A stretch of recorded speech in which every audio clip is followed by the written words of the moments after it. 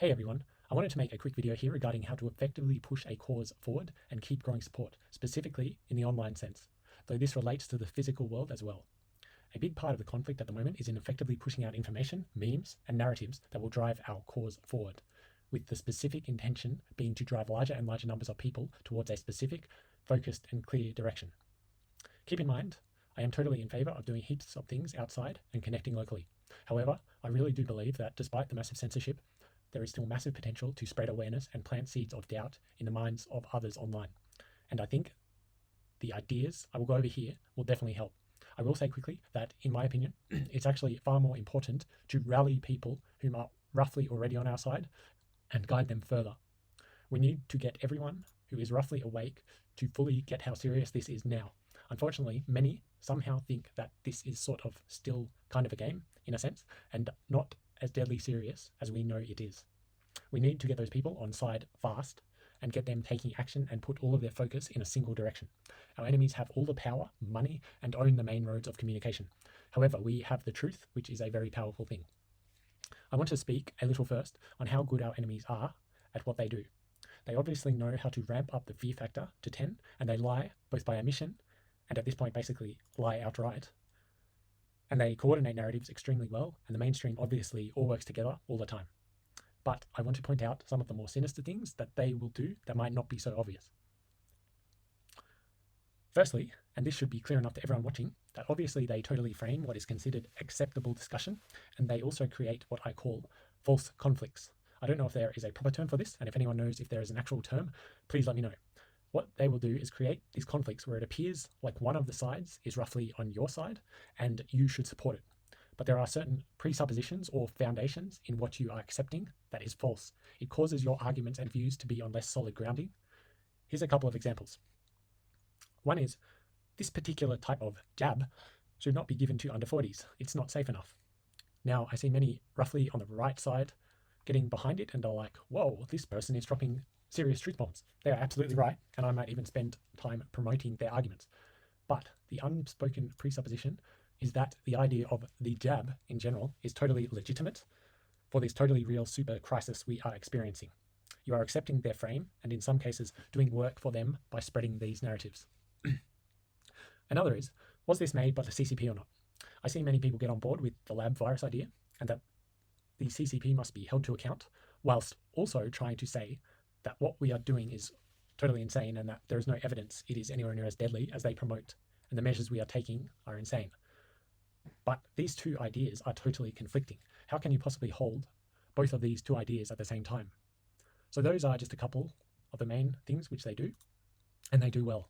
Be aware and spread the message to others. This is informational warfare, and I think it's good if regular folk at least have a little understanding of what they are doing. Now, that's out of the way. Let's discuss strategy for spreading messages efficiently. Please note this is obviously going to be different if you have very large followings of your own.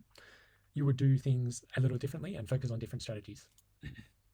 Though I think the following is still very valid and obviously worth knowing. The most important thing is to value your time and spread information and memes efficiently and treat it almost like a job. Do not spend large amounts of time on a single post unless it will somehow get you super high visibility, which is rare. You should have templates for short, effective arguments, memes, and links to more information. Copy and paste and change minor details where needed. Keep building up your lists of these, but don't drown in a huge number. Just stick to the most effective ones. Think about what you are trying to accomplish with what you are posting, why you are posting it, and does it fit with where you are posting it and the audience? Does it serve an actual purpose, or are you just having fun on the internet? There are different reasons for why you might be posting something, but it depends on where you are spreading the message. I will go into that in a little more detail shortly. You will not change the minds of those whom are clearly entrenched on the other side. Don't get that idea in your head. If and only if there are a large number of eyes on that particular spot, and you do have something very effective to post, then you might drop in a comment or two, or an effective meme or link. This is really only for onlookers to see, and possibly push them in the direction you want. This should be obvious, but do not let your pride get in the way, and accept that those on the other side will leave comments to try and mock and ridicule you, and the other side will like and share those. This should have no effect on you. They want you distracted. Now, I spoke briefly about having a distinct purpose when you are posting. I will go into these. Firstly, Getting roughly neutral normies to get on side. Plant seeds with them. You do not force your ideas into their mind. That generally doesn't work. You plant seeds and let them grow on their own. Posting quick memes or a quick paragraph raising questions can be effective.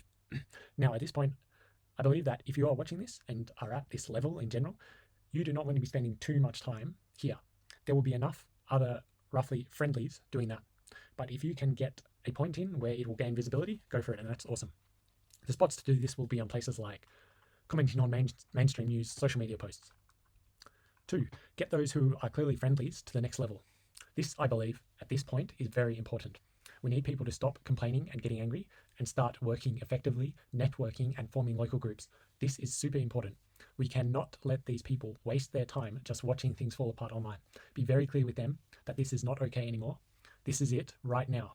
Ignore the other side if you are getting mocked for saying that. They clearly don't know history. This is the time right now. Get them looking into Telegram and all of the other platforms and tell them to start joining groups, forming local connections and finding useful tasks to do. Not tomorrow, but right now.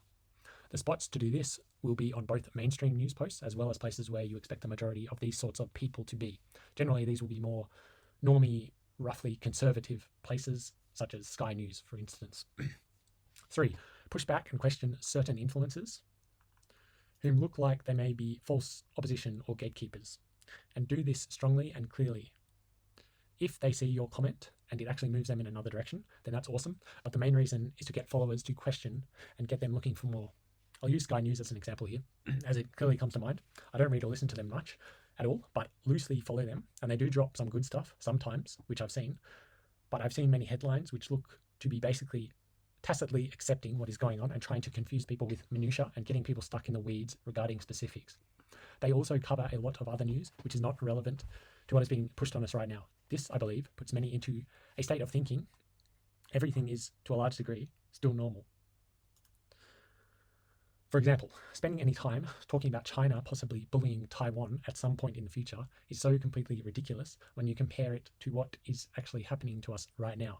As Australian people, we have the boot on our necks, and we are supposed to be worried about something that might be happening thousands of kilometers away in another country. This is insanity. It's important to push back on this type of thing very clearly.